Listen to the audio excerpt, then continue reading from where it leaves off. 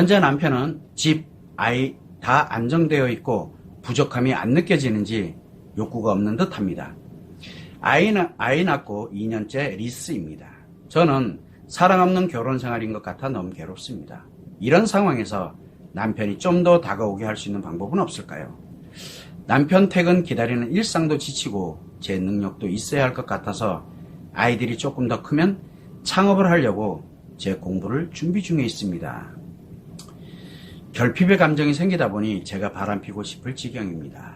마음이 힘드네요 라고 이렇게 하셨는데, 일단은 참고를 해주시면은 뭐를 가장 중요하게 생각하냐면, 남편이 외도를 했느냐 안 했느냐에 따라서 또 많이 달라집니다. 남편이 예를 들어서 만약에 외도를 했다 그러면 내가 외상 트라우마의 고통을 갖고 있는 상태, 그런데 내가 많이 편해졌다, 외상 트라우마가 많이 악화되어 있는 상태라고 보시면 됩니다.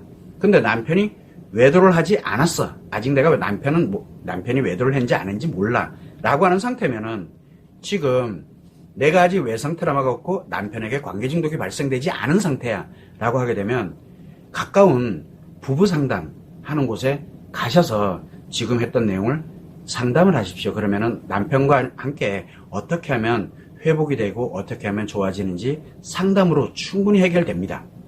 그래서 만약에 남편 외도가 없었고 나에게 외상 트라우마가 없다라고 이렇게 되면은 부부 문제로서, 성 문제로서 가까운 상담실에 가서 상담을 해서 해결을 하시면 매우 좋습니다. 그러나 남편이 외도를 했다, 남편은 중증 심리장애인 관계 중독, 그리고 남편 외도를 알게 돼 있는 외상 트라우마를 갖고 있다라고 하게 되면 상담실은 최악으로 가는 길이 돼버립니다. 분명히 아까 그게 없었을 때는 굉장히 좋은 곳인데, 중증 심리장애인 관계 중독과 외상 트라우마는 상담하면 할수록, 코칭 받으면 받을수록 점점 악화됩니다. 왜? 편안해지거든요. 그래서 편안하다는 것이 결코 좋지 않을 수도 있다는 거. 관계 중독과 외상 트라우마를 갖고 있는 상태에서 편안해지면 최악으로 가는 길입니다. 그러나 그게 없는 상태라면 편안해지면 일상으로 돌아옵니다. 그래서 관계 중독, 즉 남편에게 외도가 발생이 돼 있지 남편이 외도가 없었다라고 하게 되면 상담을 통해서 회복을 하시면 됩니다.